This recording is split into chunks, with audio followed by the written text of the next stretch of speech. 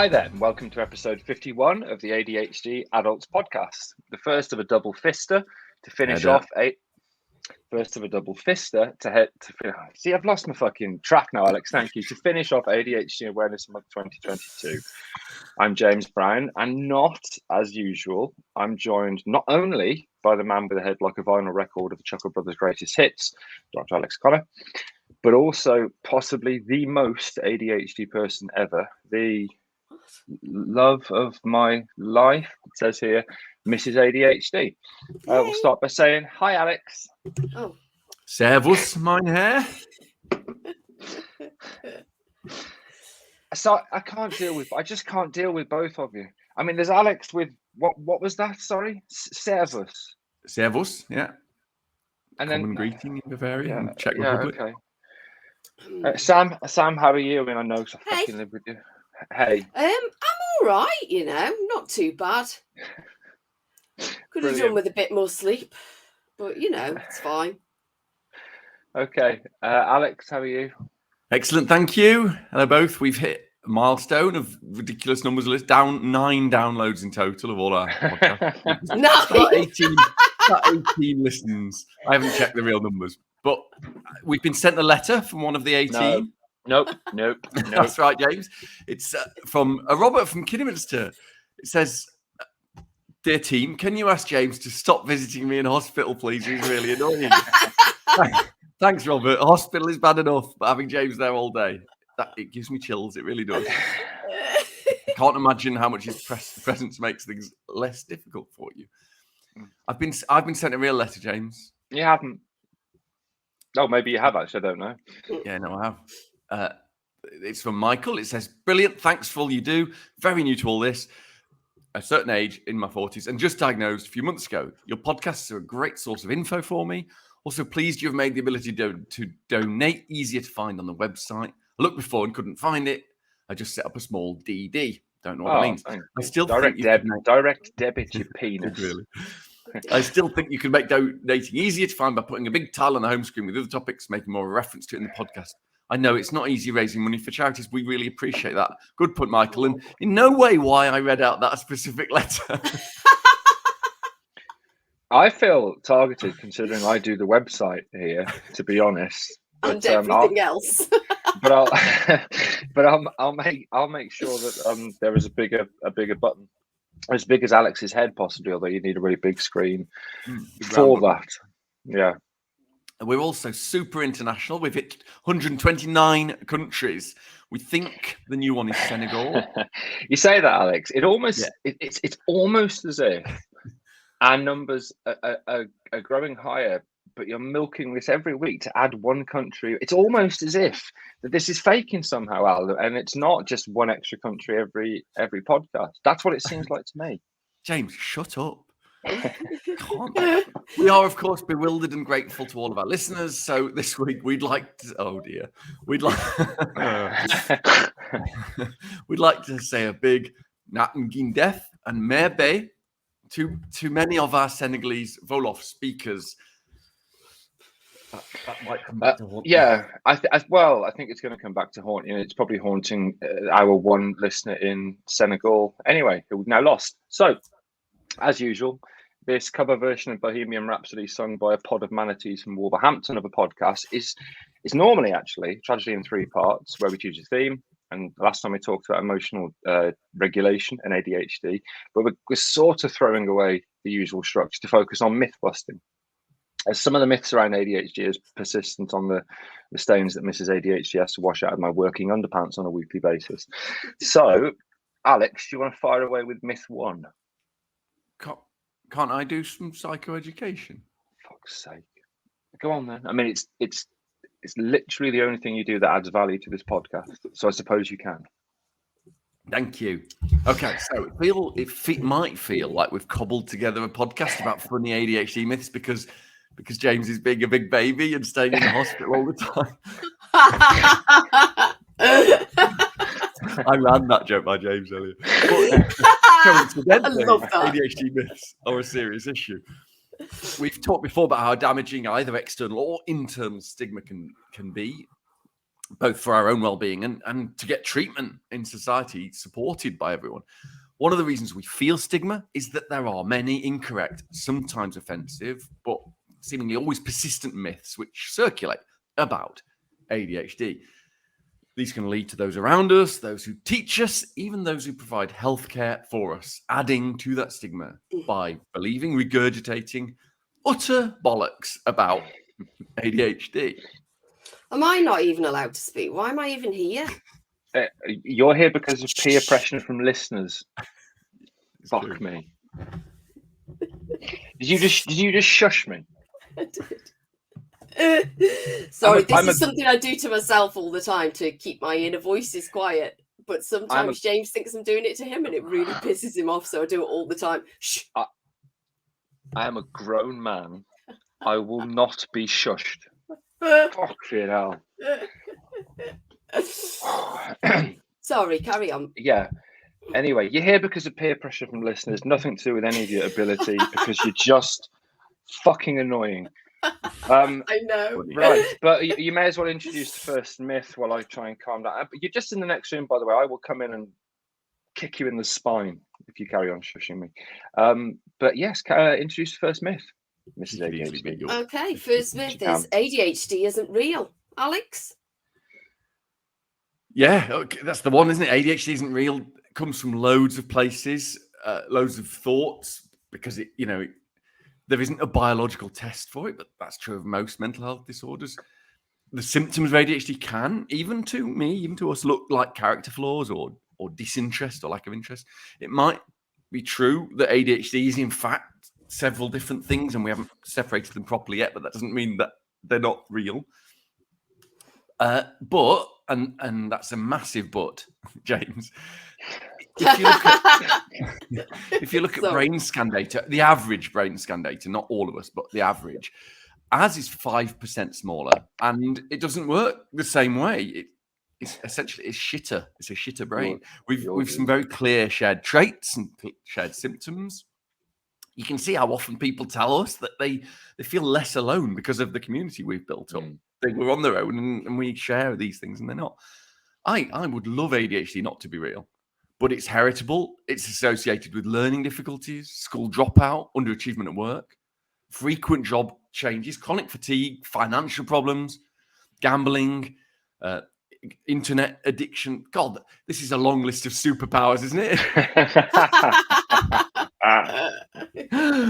Accidents at home and in traffic, increased mortality rates, often because of those things, relationship difficulties, intimate partner violence, early onset of addiction, double smoking rate, decreased life expectancy. But on the other hand, we're fucking bubbly, apparently.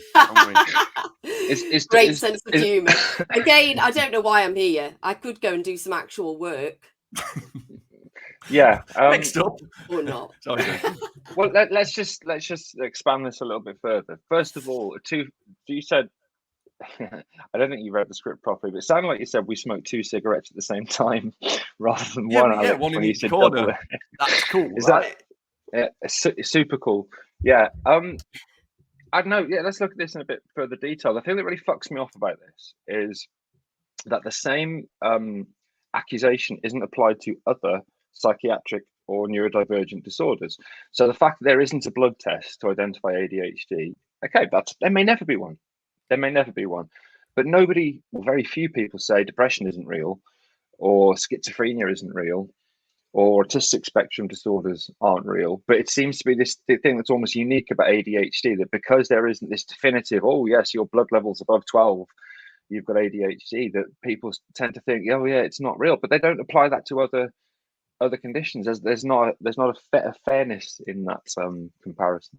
No, and it was the first psychiatric condition that did have a measurable difference in neurotransmitters and things. I remember when I was young, people did say depression wasn't real, and there was a good community that sort of got over that a bit. I still think that it's there, but with ADHD, it's miles more, and that's why we're here, right? That's what we do. Definitely. If you just go to the doctors to say you've got depression, they just give you loads of drugs. Cheap ones. Yeah. Was that when you were young, some kind of feudal society, Al? Where you went out and Imaginal. Yeah. Okay. Well, I think we've covered that. We have. Shall we hear from Sam? I think Mrs ADHD's got a myth for us, James. Hey. ADHD is just a disorder of naughty boys, apparently. However, I don't know if you've met me, but I'm a woman.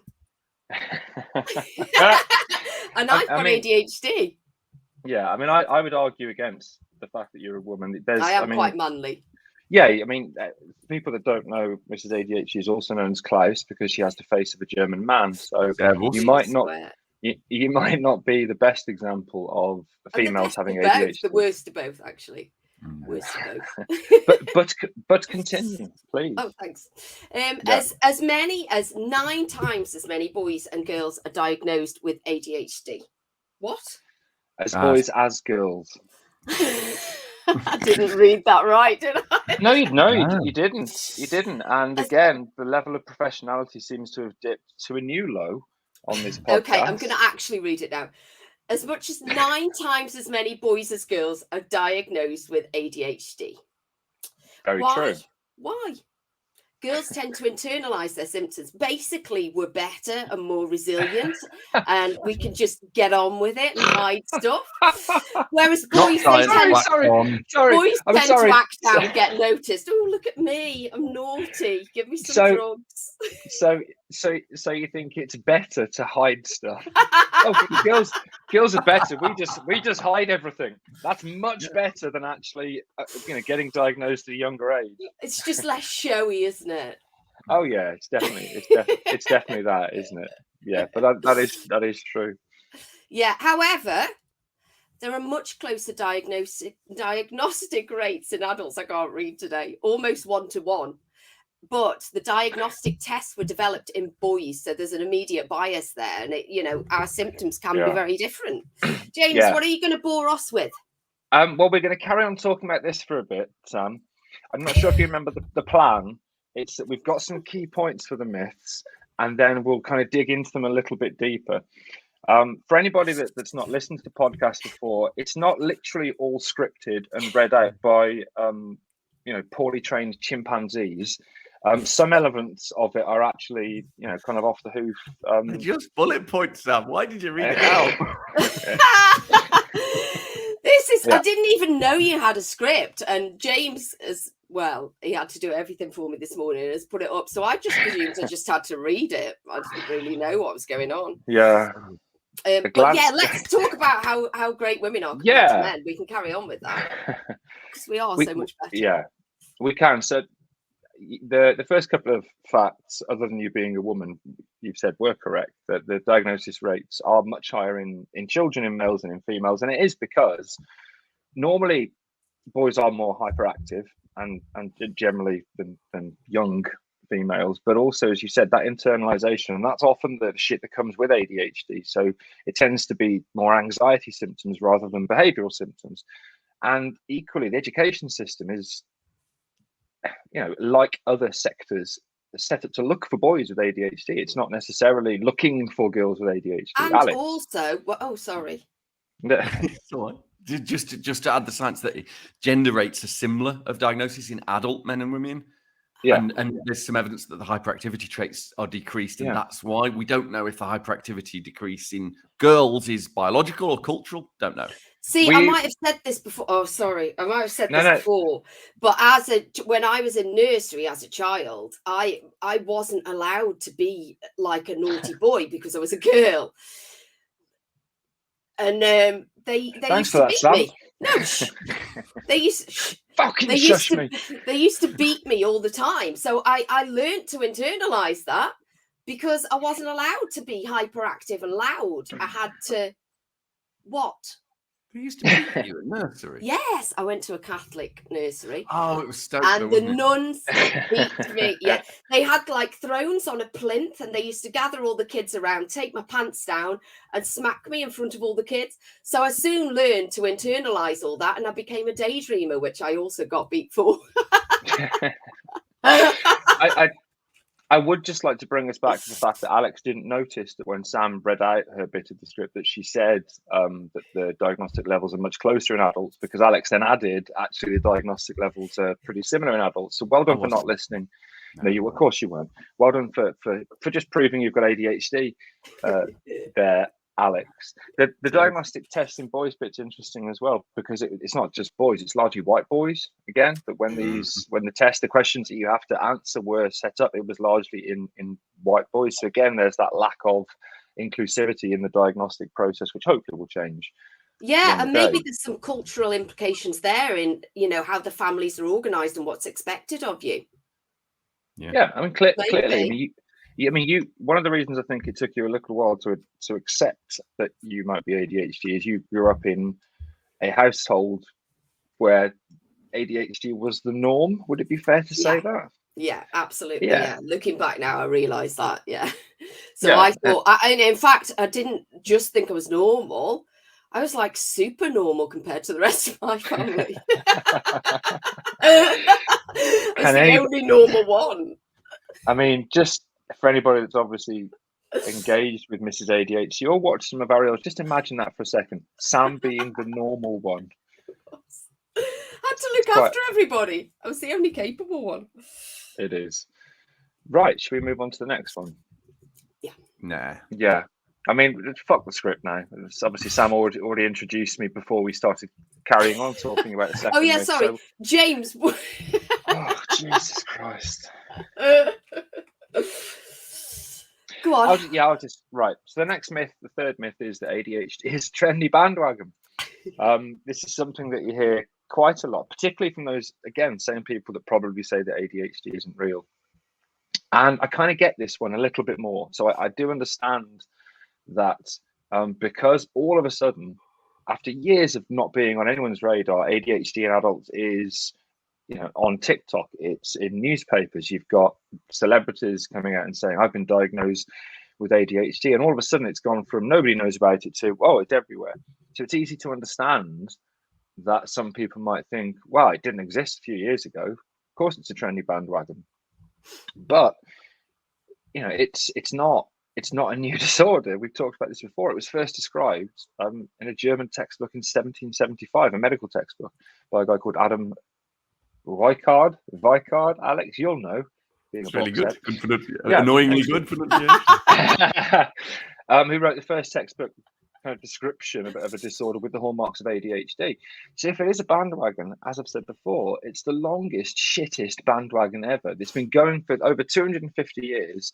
And effectively, you come out of it, as Alex has said in the past, with the potential to have some really weak speed to take every day. You can't even notice.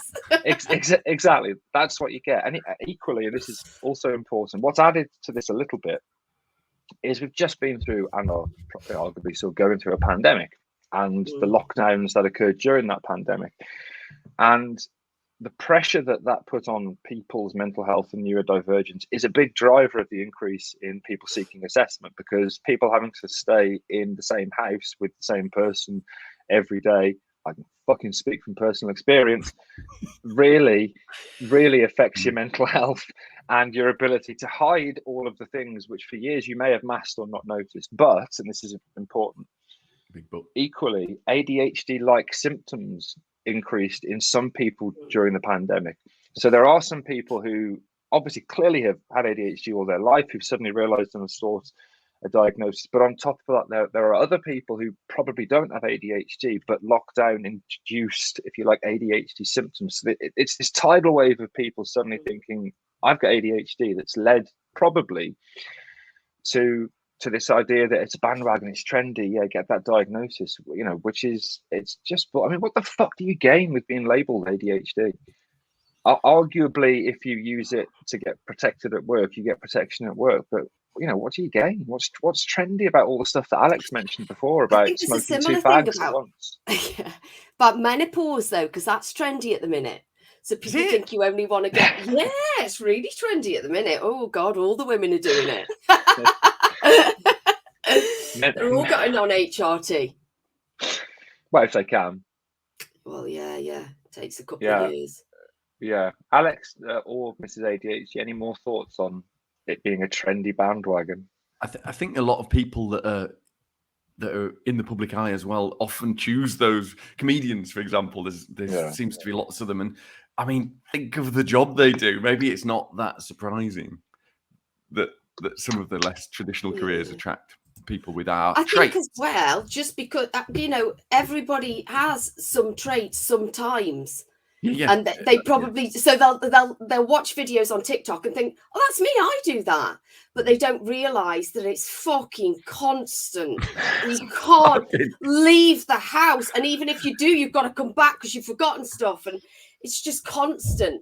It's constant. But it's easy, I think, for people to look at that and think, well, I do that, so what, have I got ADHD then? Which I hear all the time. Well, I do, but I also think that a lot of people with ADHD think that they should be resilient and deal with it. And they don't realise how bad it is for them, because we haven't got anything to compare it to, have we? You don't. No, and actually, so I've just recently started meds, and the other day, so I've gone up a dose, and the other day I was actually shushing myself on the toilet. And I realised when I shushed myself, I was trying to think of one thing, but all of my minds, all of the me's inside my mind were shouting about stuff. So I just went, shh, and my mind quietened down. I've forgotten what the point of this was. Had you also forgotten that we're recording a podcast? There was a point. I can't remember what it was. Yeah. Anyway, it quietened down for the first time. It must have been something to do with the fact that I thought, oh my God, is this what other people are like? Yeah. Like, they can quiet their mind down and think about one thing if they want to. And I actually cried. Oh. Was it your funny cry that makes me laugh? No, it was like a sad, lonely cry. Just actually, I felt really compassionate for myself, because I thought, no fucking wonder you struggled all your life, because nobody else has to put up with this shit. Al. What were you doing? We're having a shift. Do you know, I can't remember. I doubt it, because I was at work, and I don't do that at work. I just can't. Do the next myth now, James. Yes, you can. Yes, you can. You can. So in the script, that obviously it is entirely ad-libbed, it said that that wasn't so bad. I think it was actually quite bad. The next one will definitely be bad because Alex is delivering it. So Alex, what's our next myth? So the myth you hear all the time is, oh, you can't have ADHD. You've got a good job, or you've held down a job, or so on. Oh, this one pisses me off. This is the phrase, James, I say all the time. We are not all the same. There are plenty of high-functioning adults with ADHD. They may not present with a typical pattern of functional impairments in their daily life, but they've got functional impairments. Also, we mask the shit out of this. And loads of people do. This is called adaptive or compensatory skills. And they can be used. And sometimes that's at the expense of chronic mental health. But these masking skills can be used to mask some of the more overt behavioural problems related to ADHD. James, Sam, both of you. So the studies have shown that on average, adults with ADHD are more likely to be unemployed or underemployed. It doesn't mean we all are. It's on average. It's less likely. And adults with ADHD might succeed professionally despite significant symptoms of inattention, executive dysfunction. So they do so by appropriately using effortful strategies of compensation. We would call these coping strategies, as opposed to, masking, I guess. And maybe the last thing we should point out is blooming psychiatrists have this. Exactly. Right. Exactly. That's any thoughts on that, young James and Sam's? I've got loads. I think sometimes it's fine. Just crack on. Crack on. All right then. People who are successful with ADHD, other people look at that and think, oh, they're successful because of their ADHD. It's a superpower. But it's a superpower. But you're successful despite your ADHD. Imagine how successful they'd be if they didn't fucking have ADHD. Yes, and I think that's brilliant. So Rory Bremner often talks about how it's his creativity. I think he's doing himself a disservice here. He's really, really talented, and he has ADHD. I don't think it's the ADHD. I think it's his winning personality and ability. Although not that some I'm going to people- tell him how to feel about his disorder, obviously, but Yeah, because for some people it is a superpower. I've got a friend absolutely. that she doesn't have any negative things at all. It's all absolutely brilliant for her. But that's not my experience. Like you say, we're all completely different, aren't we? And we shouldn't think, oh, because it's my experience is this, then everybody's the same. Narcissistic, Alex. That for me is the key point, and that's why we have on our social media channels and on the podcast kind of shied away a bit from talking about strengths and superpowers, because if you look at the evidence, there is some evidence, there are some strengths, but a lot of it's flimsy, and it's so important for people not to say ADHD is and put that out there, because ADHD might be that for you. It might be, for most of us, there are lots of shared experiences. Yes, we've got poor working memory and we're hyperactive and we can get paralysis. Those things are largely shared. But when you start to talk about how you're such a creative thinker because you've got ADHD, you might be. But when you start to talk about actually, the reason I've been so successful is my ADHD, all you do is diminish all those people who haven't got a successful career, aren't in a relationship, are living in, poor accommodation, are underemployed or unemployed, and for them, they'll look at you and think, where are my superpowers? Why haven't I got, a good job? So if you're lucky enough to have a job which you can get reward from and hyper focus and work hard and be externally successful and internally happy and successful, fucking good on you. But if you're working in an office, 9 to 5, having to look at the same computer screen, he says, looking at Sam, that can be, particularly when you're unmedicated and undiagnosed, that can be torture. Yeah, it did. And I used to listen to people saying that it was a superpower and think, God, so I'm even shitter than I thought it was then, because I've got this fucking superpower and I can't fucking function day to day. I go to work without a skirt on, that's not a fucking superpower, is it? Yeah, it is for me because I'm now not banned from wear a skirt. Yeah, we've I think we've added an extra myth there. We've gone from good job to superpowers, but I think it did it actually.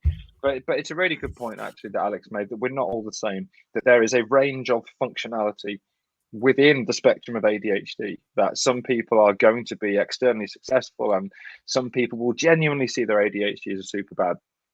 If you're one of those people, that's absolutely fine. But all I would ask is, don't kind of shout around that ADHD is a superpower. Maybe say that your ADHD feels like a superpower. You look really dim, Alex. Oh God, sorry. I'm so sorry. I'm ignoring you because it's important. This is fundamental. That if you do think that your ADHD is a superpower, check your fucking privilege. Just make sure that you haven't got a PA or a butler or some shit. That someone's not doing the bits that most people have to do for themselves, or that you didn't grow up in an environment where you were safe or wealthy. Just check that. It pisses me off. Thanks, Sam. That's very kind of you to say so. Right, let's get over to James for the very last myth of this episode, and to bring the level of discussion down to what I call James's sewer. What have you got for us?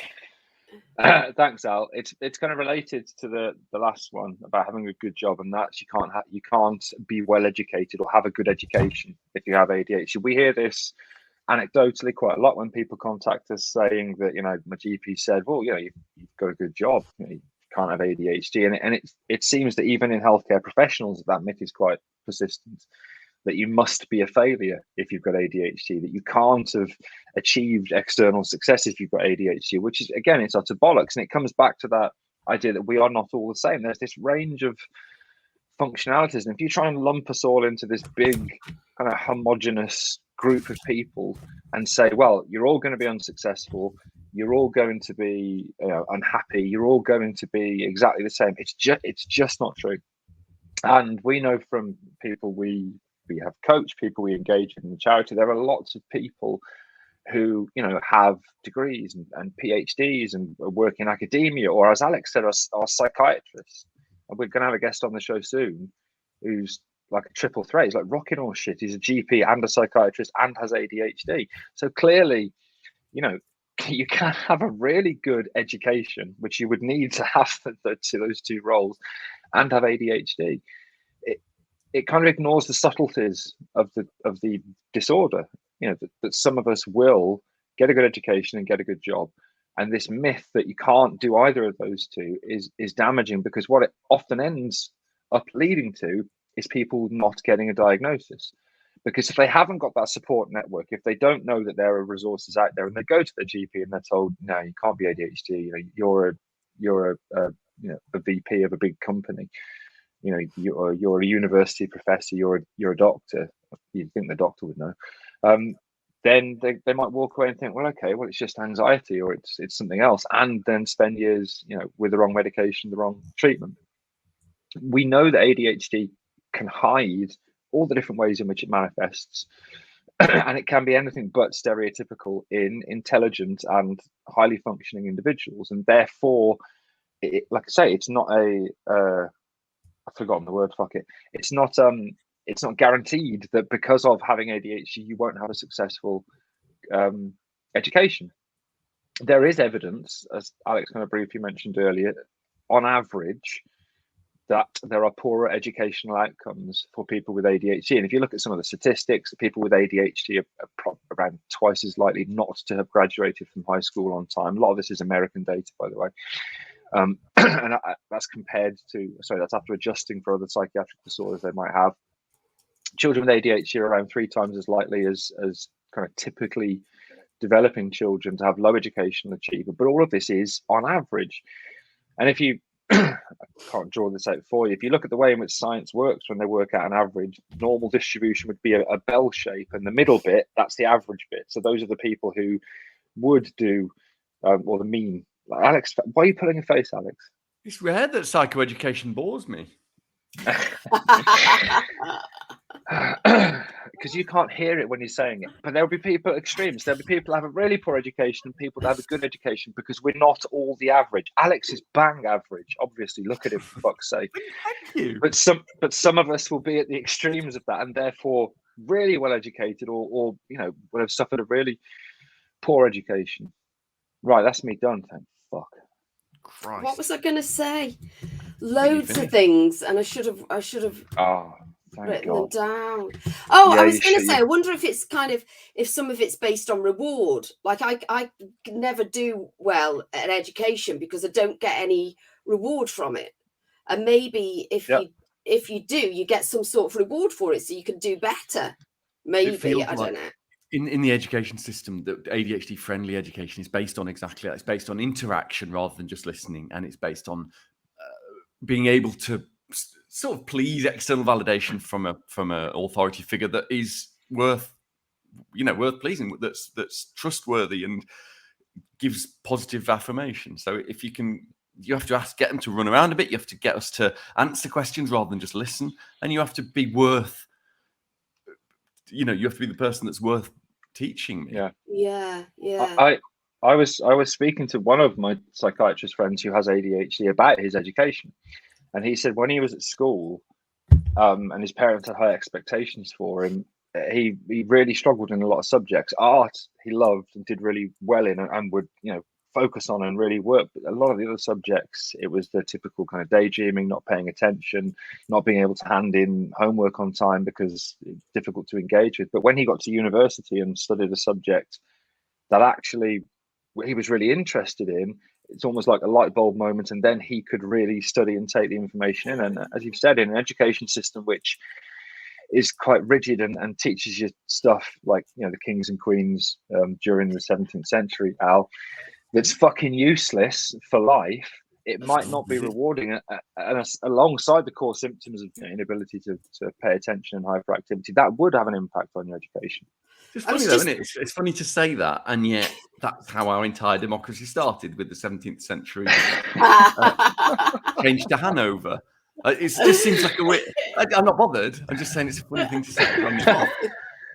It's just disappointing. I was just wondering as well, out loud in my head, I wonder if something that might feed into this is part of the diagnosis, that you've got to be failing in 2 areas of your life. So maybe then it's seen that you can't have ADHD if you're not failing at work or in education, and maybe that's what feeds into the myth. A bit, yeah. We be careful. It's not failing though. It's having a deleterious effect. So it could be even if you're winning, it hurts. Oh, it's failing for me.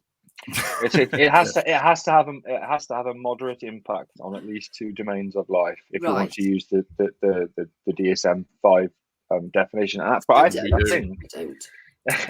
I think Sam actually makes it quite a good point there. Actually, is that when we talked about this, when Alex told me 8 years ago you're more ADHD than me, I wouldn't have been diagnosed because ADHD was not having a moderate impact on 2 domains of my life, and yet I had ADHD.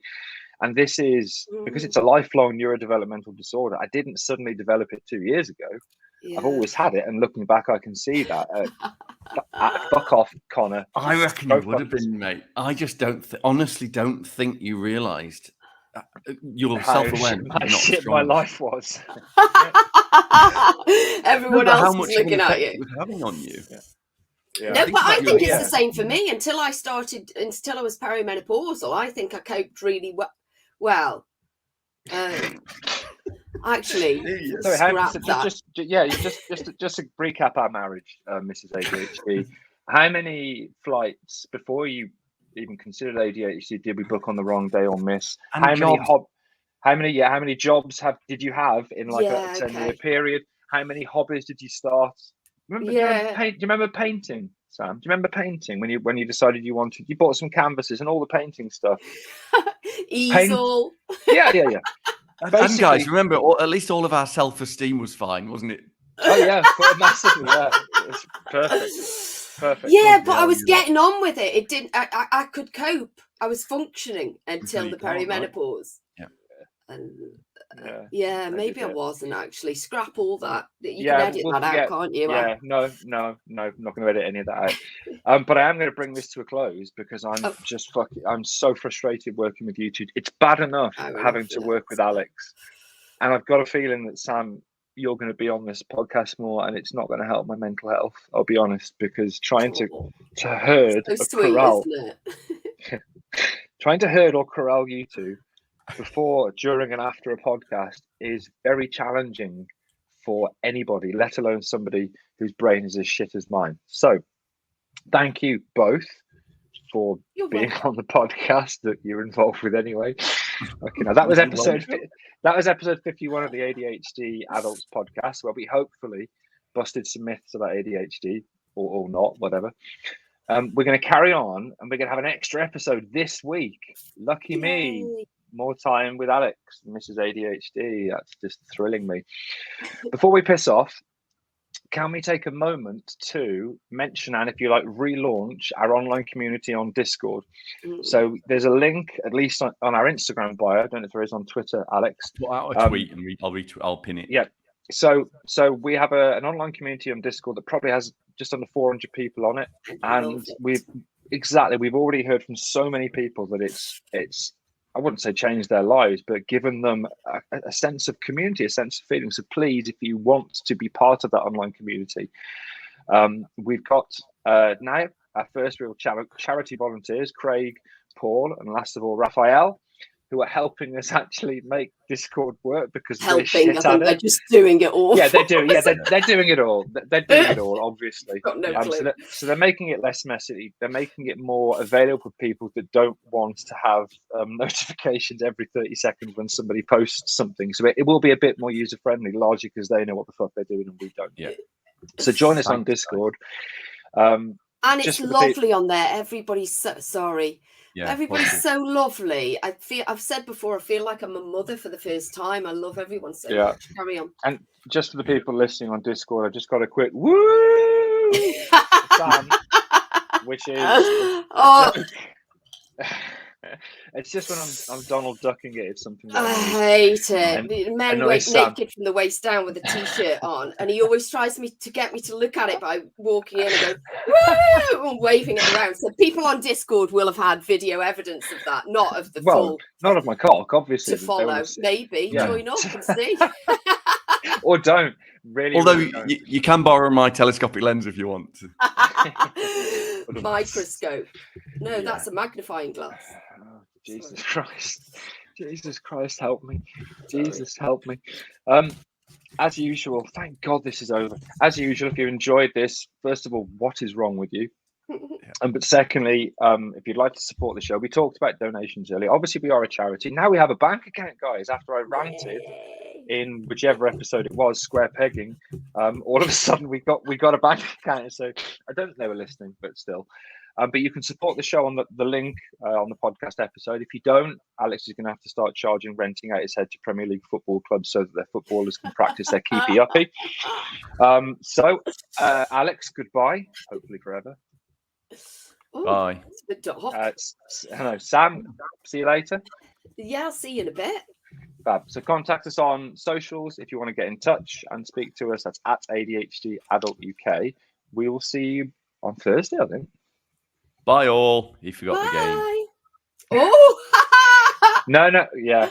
So hang on. Oh, Said by the fuck. we'll carry on. It's I'm going through a tunnel. It's not that we forgot the game. I thought it would be interesting for Sam to do the game. Sam forgot the game.